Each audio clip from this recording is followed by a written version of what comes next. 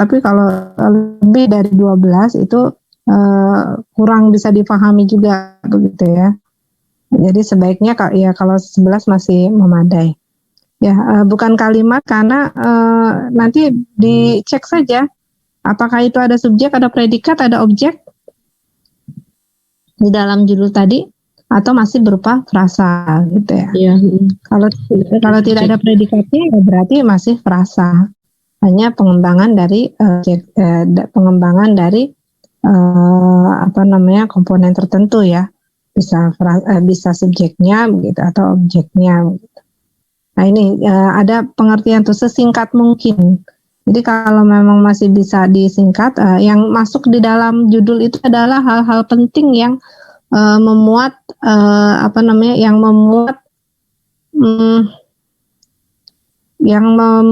informasi yang menggambarkan yang menggambarkan KTI begitu.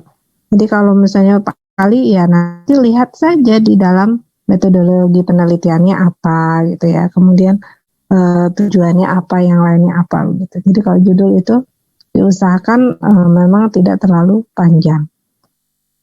Selanjutnya, Rosti, pembuatan kerangka kalangan. Iya Bu, pembuatan kerangka karangan. Yang pertama, menentukan judul bab dan subbab. Yang kedua, menjabarkan judul bab dan subbab menjadi bagian-bagian yang lebih detail.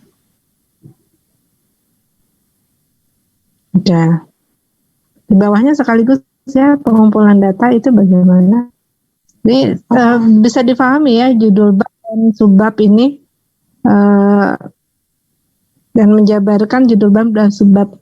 Ini kalau misalnya ada 5 bab berarti bab 1, bab 2, bab 3 sampai dengan bab 5. Kemudian subbabnya berarti subbab 1-1 begitu ya, kemudian 1-2, 1-3 atau 2-1, 2-2, 2-3 begitu. Sesuai dengan babnya, kemudian di bawahnya subbab gitu. Nah, ini membuat kerangka karangan tentu tidak sekadar ya, tetapi harus ada identifikasi. Misalnya bab 1 itu harusnya apa sih begitu. Itu pasti pendahuluan, latar belakang itu letaknya di bab 1 begitu. Kemudian kalau bab 2 apa? Itu mungkin landasan teorinya apa ya, acuannya apa begitu. 3 itu apa sih metodologi. Nah, ini mengikuti gaya selingkung setiap instansi ya. Tetapi secara umum memang begitu. Kalau bab 1 pasti lah itu pendahuluan, latar belakang, tujuan, dan yang lainnya itu ya. Silakan dilanjutkan untuk pengumpulan data. Selanjutnya pengumpulan data. Jadi pengumpulan data itu proses pencarian data dari bahan bacaan seperti buku, majalah, dan surat kabar. Pengumpulan data dari pihak-pihak yang mengetahui masalah yang akan digarap. Yang ketiga, pengamatan langsung ke objek yang akan diteliti, dan melakukan percobaan dan pengujian di lapangan atau laboratorium. Ya, pengumpulan data ini ya, jadi melihat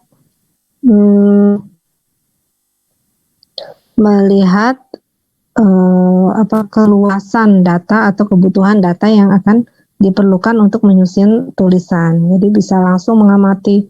Ada satu penelitian yang menarik ya. Ini tentang bahasa sih, nanti Anda bisa dijadikan contoh saja. Penelitian tentang bagaimana seorang anak itu belajar bicara.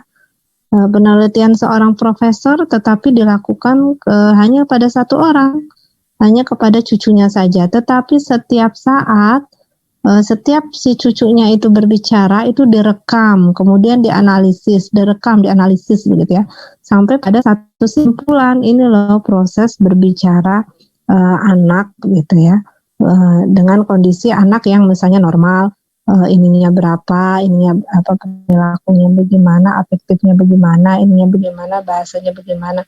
Itu ya, jadi bisa. Tapi penelitian ini memang lama begitu ya. Setahun atau 2 tahun begitu. Itu setiap waktu si kakek ini mencermati sekali begitu ya, bagaimana bahasa cucunya ya, perkembangannya dari bulan ke bulan, dia mendapatkan bagaimana menyusun kalimat, pengamatan langsung ke objek yang akan diteliti gitu ya. Itu contohnya. Kemudian bisa juga pengujian di laboratorium. Kemudian pengumpulan data dari pihak yang mengetahui masalah. Nah, kalau dari buku, majalah, dan surat kabar, mungkin ini ada yang kurang ya. Data dari data digital ya. Data digital itu misalnya begini, kalau Anda akan mengetahui tentang iklim di Indonesia, berarti Anda harus ke Badan Meteorologi dan Geofisika misalnya. Kalau Anda ingin mengetahui tentang apa namanya bebatuan, gunung-gunung di BIG ya, Badan Informasi Geospasial gitu. Kalau Anda ingin mengetahui hal yang lain, berarti ya ke instansi yang lain yang sesuai gitu. Laman atau situs atau web tertentu. Maksudnya kalau tentang keuangan ya berarti memang ke Kementerian Keuangan atau ke mana lagi misalnya, entah KPK, entah ke Irjen, entah ke mana begitu ya, atau melalui majalah-majalah tentu tidak mungkin misalnya masalah keuangan majalahnya Bobo, Nova gitu ya, itu kan nggak relevan. Tapi majalah-majalah ke tentang keuangan misalnya kaitannya ya tentang apa ya, majalah-majalah bisnis mungkin juga ada kaitannya gitu. Jadi pencarian data ini harus cermat juga. Kemudian percobaan pengujian di lapangan. Ya, selanjutnya Rahmat Ar-Ridho, pengorganisasian dan pengonsepan. Bu, sebelumnya izin bertanya Bu, yang poin 4. Ya, boleh. Ketika misalnya di lapangan itu Bu, percobaan atau pengujiannya itu bertolak belakang sama landasan teori yang kita punya itu Bu gimana? Apa kita bertolak? Iya. Kalau bertolak belakang itu berarti mungkin salah hipotesis sejak awal ya. Bertolak belakangnya dengan teori ya? Iya. Dengan teori. Ya nggak apa-apa itu disampaikan gitu, berarti ini hal yang mungkin berbeda. Tetapi kalau bisa mungkin ini karena kita bukan dalam tahap mempersembahkan teori gitu ya, bukan dalam, jadi kapasitas KTI ini bukan untuk menemukan teori baru, karena teori baru itu tesis atau disertasi gitu ya. Oleh karena ini mencocokkan teori atau mendukung atau mendukung teori atau mungkin membantah teori, tetapi dengan teori yang lain juga gitu. Artinya tidak membuktikan teori, sebenarnya lebih ke membuktikan teori benar atau tidak gitu. Jadi kalau bertolak belakang, benar-benar bertolak belakang, kalau memang kita prosedurnya sudah benar ya, mulai dari awal pencarian datanya, jangan-jangan bertolak belakang karena data yang kita ambil salah. Harusnya untuk kalangan anak muda, misalnya Anda mendapatkannya ke orang tua begitu. Jadi ada masalah misalnya seperti ini. Ketika tentang bahasa lah misalnya, respondennya itu harus bisa mengungkapkan dengan benar gitu vokal-vokal dan konsonan tertentu dari bahasa daerah. Ketika direkam ternyata sudah tidak ada giginya begitu ya, sehingga pelafalan beda. Nah, itu berarti salah di responden begitu. Jadi harus dicek dahulu ya. Kalau bertolak belakang dahulu, apakah teorinya memadai atau tidak. Menemukan membuat teori juga jangan satu, tetapi teorinya juga ada yang dari sisi A, sisi B, sisi C begitu. Itu untuk menaungi ya hasil yang akan didapat begitu. Apakah relevan dengan teori A, teori B atau teori C begitu. Kan memang tidak boleh begitu ya. Misalnya kita hanya satu teori saja. Karena kita tidak sedang membuat teori gitu. Kalau di dalam, saya tidak tahu ini sudah diberitahu belum berapa teori yang harus melandasi. Misalnya kalau di ini harus minimal 35 teori, 35 jurnal gitu ya. Misalnya di dalam disertasi gitu. 20 apa 35 jurnal gitu. Itu yang harus melandasi. Jadi tidak boleh misalnya teori A satu langsung gitu. Itu tidak tepat begitu ya. Jadi minimal ya kalau KTI itu berapa? 5 ya? Disarankan sebelumnya berapa? Belum tahu sih Bu. Belum tahu ya. Ya jadi ketika menemukan itu memang harus tepat. Kemudian yang kedua tidak satu itu. Kalau ada yang bertolak belakang ya bertolak belakang, dua-duanya diambil begitu ya. Kemudian Anda memilih yang mana di antara dua itu gitu. Oke? Oke Bu, terima kasih. Selanjutnya sudah ya. Nah, tadi siapa saya minta Rahmat ya? Ya, Bu. Mas Rahmat? Yang berikutnya pengorganisasian dan pengonsepan. Satu, yaitu adalah pengelompokan bahan, yaitu bagian-bagian yang akan didahulukan dan bagian yang akan dikemudiankan. Yang kedua, pengonsepan, yaitu penulisan awal bagian demi bagian yang sudah dikelompokkan.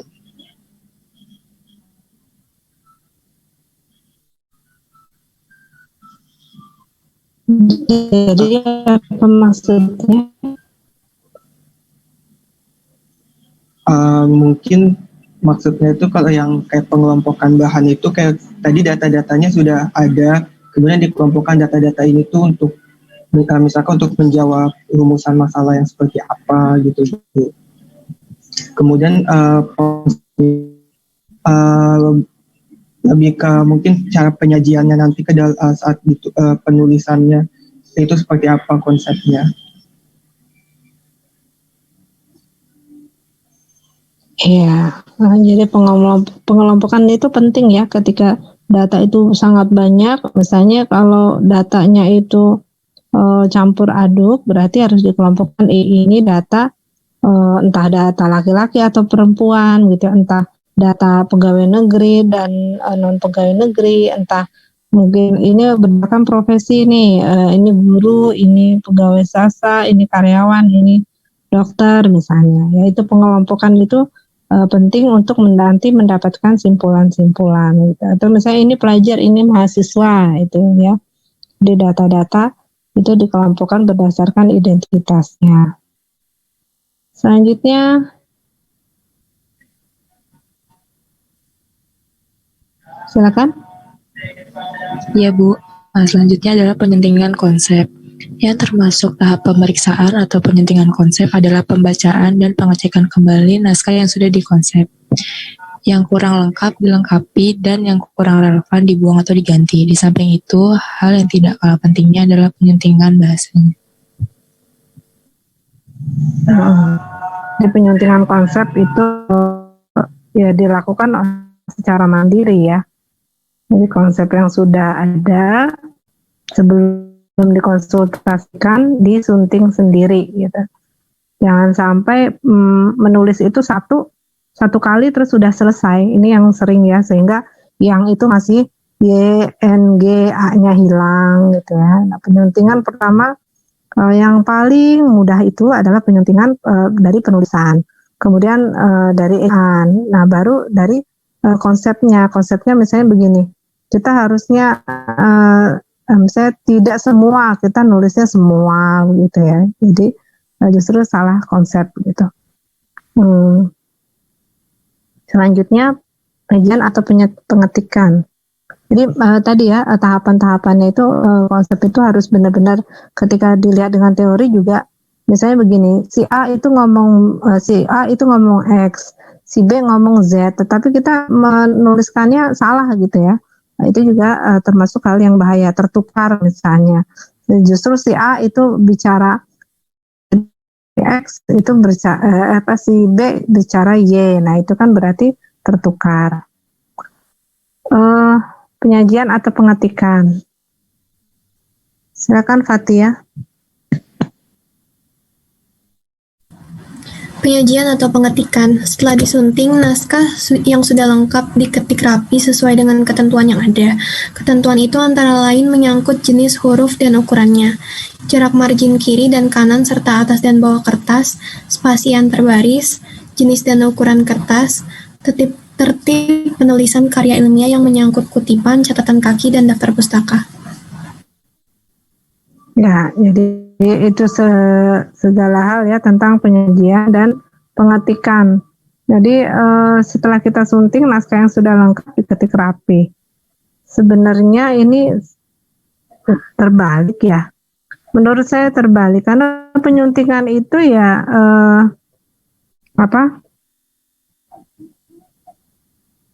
kalau dahulu mungkin ya gitu kalau dengan tulisan tangan, tetapi kalau yang ini kan naskah yang sudah lengkap diketik rapi itu baru disunting gitu ya. Jadi ini terserah sih caranya ya.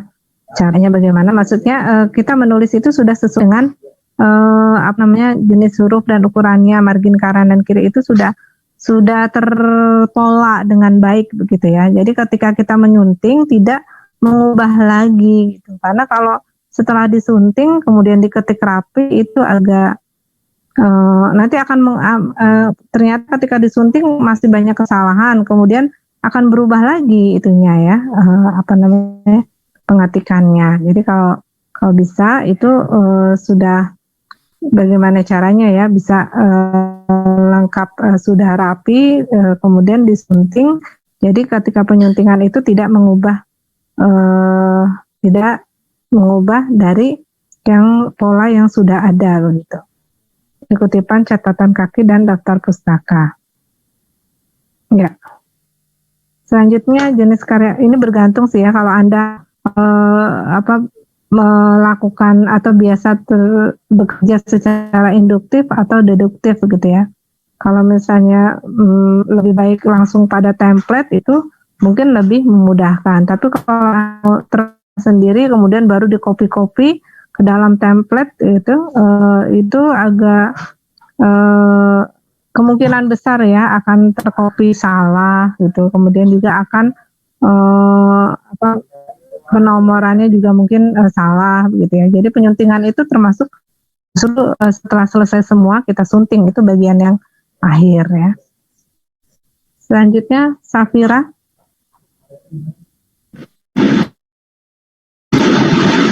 Selanjutnya ada jenis karya tulis di PKN STAN. Yang pertama ada laporan praktik kerja lapangan. Yang kedua ada karya tulis tugas akhir. Dan yang ketiga ada skripsi. Ya, yang Anda akan lakukan apa? Gimana Bu? Yang akan Anda susun itu 2 atau 1 atau 3 kan enggak ya? 1 atau 2? Ya. 1 sama 2, tapi 1 setelah PKL nanti. Oh ya, jadi laporan praktek kerja lapangan ya. Nah itu penting ya, misalnya kalau sekarang sih sangat mudah ya, bisa direkam gitu, kemudian bisa direkam suara atau rekam video, kemudian bisa difoto. Kalau zaman saya kuliah itu harus ditulis tangan gitu, karena zaman saya kuliah itu tidak ada gawai genggam gitu ya. Adanya juga kamera, tapi kamera itu kan tidak kamera dahulu berbeda dengan kamera sekarang ya. Kameranya juga yang hanya beberapa mungkin yang teman-teman yang membawa kamera. Jadi harus benar-benar ditulis tangan gitu. Segala sesuatu tidak harus langsung saat itu. Kalau misalnya sudah berbeda hari lupa ya, apa sih yang kejadian apa atau mungkin ini yang mana gitu ya. Bahkan sebagian kawan-kawan itu ya waktu zaman saya kuliah itu justru menulisnya itu dengan tulisan tangan, bukan mesin tik ya, bukan komputer. Komputer itu ada tahun berapa ya? Anda itu rata-rata lahir tahun berapa sih? Jangan-jangan lahir itu sudah ada komputer ya? Sudah berapa? 2000-an Bu. 2000-an. Tahun 2000? Iya, sekitar. Lahir tahun 2000-an ya, iya sudah ada ya komputer itu. Karena saya saja kuliah tahun 94 ya 95. Jadi saya sudah kuliah, Anda belum ada di dunia ya, masih di itu sudah ada komputer tapi dengan tabung yang besar gitu ya. Ya, itulah. Jadi sebenarnya seharusnya ya, karena saat ini sangat dimudahkan bagi Anda, berarti keberhasilannya itu seharusnya lebih tinggi gitu. Tingkat keberhasilannya lebih tinggi karena perjuangan Anda itu ya mungkin berbeda saja ya, bukannya lebih mudah, tetapi berbeda saja dengan zaman ketika orang-orang dahulu itu kuliah gitu ya. Dan berbedanya itu harus disikapi dengan bijaksana. Artinya kalau itu berbentuk kemudahan berarti optimalkan gitu ya segala sesuatunya. Karena banyak kemudahan yang Anda alami pada zaman yang saat ini. Kalau dahulu itu sampai kalau salah ngetik itu sulit sekali ya menghapusnya gitu. Kalau sekarang kan tinggal di Del gitu ya. Kalau dahulu itu sulit sekali menghapusnya. Kenapa? Pakai tip X berantakan gitu. Kemudian kalau menggunakan kertas gitu ya, ditempelkan itu juga harus cocok hurufnya. Kalau tidak cocok berarti dia melebar ke mana-mana gitu ya. Kalau pakai gitu, jadi dimasukkan di dalam kesintik, kemudian kita ketikkan lagi gitu. Itu bisa jadi salah juga gitu ya. Oleh karena itu ketikannya nanti ada yang kadang-kadang ke atas atau ke bawah gitu, tidak sejajar di tengah-tengah. Nah, ketika di atas di bawah bisa bisa dihapus lagi, atau bahkan kalau begitu ganti kertas gitu. Kalau ganti kertas itu luar biasa mengetik dari awal lagi ya. Jadi kalau kesalahan di dalam satu halaman dahulu itu berarti harus mengetik dari awal lagi. Tidak seperti dengan komputer atau laptop ya. Mengetik satu ini ya salah ya tinggal dihapus saja bagian itu ya. Ya itu nostalgia ya. Jadi laporan praktik kerja lapangan tentu Anda akan bisa menghasilkannya jauh lebih baik daripada manusia zaman dahulu. Mungkin kalau dalam hal ini ada yang perlu dicatat ya untuk Anda adalah yang pertama tuliskan apa yang Anda lakukan dan kemudian lakukan apa yang Anda tuliskan gitu ya. Jadi kalau yang sudah direncanakan di dalam praktek kerja lapangan ya lakukan gitu ya. Kalau yang sudah direncanakan, ya, yang sudah dituliskan ya sebagai sebuah rencana ya lakukan. Yang sudah Anda lakukan selama lapangan itu juga Anda tuliskan gitu. Makin utuh makin baik gitu ya. Kesimpulannya makin bagus gitu. Terakhir ya, karena ini materi ini dibagi menjadi 3 pertemuan, dan kita sampai ke contoh karya tulis tugas akhir ya, belum sampai ke daftar isi nanti untuk minggu depan. Kemudian saya nanti meminta mungkin ini judul panjang sekali ya, tinjauan atas pengaruh penerimaan biaya peralihan hak atas tanah dan bangunan terhadap pendapatan asli daerah Tangerang Selatan. Oh, karena ada daerahnya ya. Penugasan karya tulis silakan siapa? Norman Hadi. Norman izin sakit Bu tadi. Ada, silakan. Ahdan. Cek. Halo, misi Bu. Suara saya masuk nggak Bu? Masuk. Ya. Baik. Ini Mas Ahdan itu Bu? Iya Bu. Kok masih itu? Masih non aktif itunya? Saya join Bu karena sinyalnya agak kurang stabil, jadi ini di laptop sama di handphone. Oh gitu, ya silakan. Laporan PKL hanya ditulis oleh mahasiswa yang telah menyelesaikan praktik kerja lapangan yang tempatnya ditentukan oleh Direktur PKStan atau Kepala Balai. Karya tulis tugas akhir hanya ditulis oleh mahasiswa program pembantu atau asisten akuntansi dan mahasiswa D3 Keuangan yang telah menyelesaikan seluruh mata kuliah. Sedangkan skripsi hanya ditulis oleh mahasiswa D4 Keuangan pada semester 10 pada program diploma yang bersangkutan. Nah, ini pembagian ya internal di PKN ya tentang jenis-jenis karya tulis. Berarti yang Anda lakukan adalah nomor 1 dan nomor 2 ya. Baik, selanjutnya di bagian bawah coba dibaca juga Mas Ahdan. Contohnya itu. Berikut contoh untuk judul karya tulis tugas akhir. Contohnya judulnya tinjauan atas pengaruh penerimaan biaya perolehan hak atas tanah dan bangunan terhadap pendapatan asli daerah Tangerang Selatan.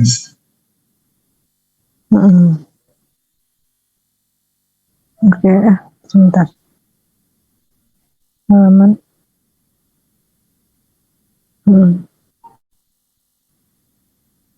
Baik, sampai ke daftar isi KTA ya.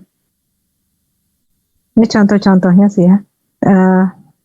Contoh karya tulis tugas akhir itu tadi, itu ada berapa? 1, 2, 3, 4, 5, 6, 7, 8, 9, 10, 11, 12, 13, 14, 15, 16, 17. Panjang juga ya, padahal tadi syaratnya adalah kalau bisa lebih ringkas begitu ya. Mungkin ini ada judul, ada subjudul, judulnya pendek, kemudian di bawahnya itu subjudulnya begitu ya.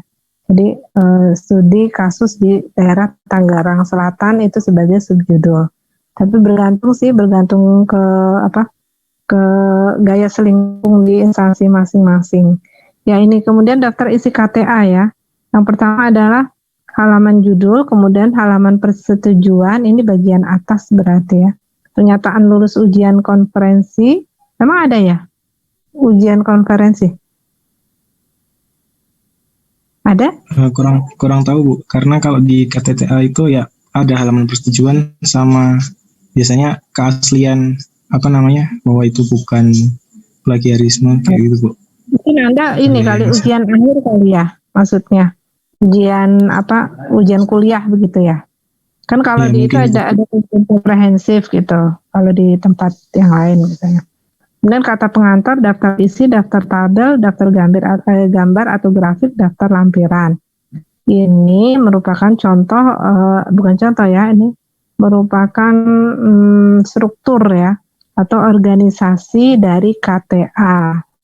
Tentu ini harus harus disesuaikan dengan gaya selingkung. Rasanya ini sudah sesuai dengan gaya selingkung di PKN ya. Ini mulai daftar isi dan yang lainnya. Kemudian daftar isi ini macam-macam ya. Kita belum sampai ke daftar isi saja. Yang selanjutnya adalah daftar isi KTA, ini mulai dari pendahuluannya itu tadi sudah diungkapkan ya sedikit ya tentang latar belakang, tujuan penulisan, ruang lingkup pembahasan, metode pengumpulan data, dan sistematika penulisan. Apa saja sih bedanya? Mungkin kalau latar belakang itu adalah yang mengawali atau yang mendasari mengapa masalah itu muncul gitu ya. Itu latar belakang. Apa sih yang mendasari satu masalah itu kita ungkapkan atau satu topik itu dimunculkan. Nah, kalau tujuan penulisannya tentu apa yang kita harapkan setelah kita melakukan penelitian, itu tujuannya. Misalnya tujuan penelitiannya adalah untuk mendeskripsikan apa gitu ya. Itu berarti kalau kita sudah selesai penelitian, sudah selesai menulis KTA, berarti kita sudah mendapatkan deskripsi dari itu. Kemudian ruang lingkup pembahasan, itu pembahasan nanti yang akan dibahas itu sampai mana batas-batasnya gitu ya, batas A, batas B begitu. Jangan sampai terlalu luas gitu. Oleh karena itu dibatasi dengan ruang lingkup pembatasan. Misalnya tentang metode pembayaran. Nah, kalau metode pembayaran kan sangat umum. Berarti harus dispesifikan metode pembayaran apa yang dimaksud gitu. Kemudian metode pengumpulan data. Bagaimana cara mengambil datanya? Apakah dengan cara tadi ya yang observasi langsung dengan wawancara atau dengan kuesioner atau dengan tes gitu ya, macam-macam. Kemudian sistematika penulisan. Sistematikanya itu nanti akan diungkapkan misalnya di dalam KTA ini berisi sekian bab gitu. Nah, ini sebenarnya lebih ke penyampaian struktur dari KTA. Kemudian yang kedua, data dan fakta. Jadi gambaran umum tentang ini yang berkaitan dengan tadi ya, gambaran umum tentang Kota Tangerang Selatan, kondisi geografis. Ini berarti deskripsi dari data dan fakta yang ada. Kemudian gambaran umum Badan Pendapatan Daerah Kota Tangerang Selatan. Kemudian daftar isi juga, ini gambaran umum semua ya, bab 2 itu berarti fakta dan datanya. Yang selanjutnya adalah landasan teori itu bab 3. Jadi kalau yang berkaitan dengan bab 2 berarti tentang objek yang kita amati gitu ya. Objek yang kita amati. Kemudian landasan teori itu bab 2. Teorinya apa saja, dasar hukum ini teorinya yang berkaitan dengan judul tentu saja ya. Kalau pengelolaan ya berarti teori tentang pengelolaan. Kalau teori tentang kalau tentang sumber pendapatan berarti teori tentang sumber pendapatan. Kemudian baru dibahas itu pada bab 3 juga ya. Bab 3 itu pembahasan dan bab 4-nya sudah diakhiri dengan penutup. Penutup itu ada simpulan. Nah, yang paling penting adalah ketika sudah menguraikan dalam pembahasan, itu Anda harus menyimpulkan kecil-kecil gitu ya. Jadi simpulan-simpulan kecil itu sudah ada, baru nanti pada simpulan besar begitu. Jadi tinggal ketika di simpulan yang akhir itu Anda tinggal mengambil saja. Yang kecil tadi mana, yang bagian subbab itu sudah disimpulkan di awal ya. Setiap pembahasan ada simpulan kecilnya, kemudian baru ditarik ke simpulan di bab 5.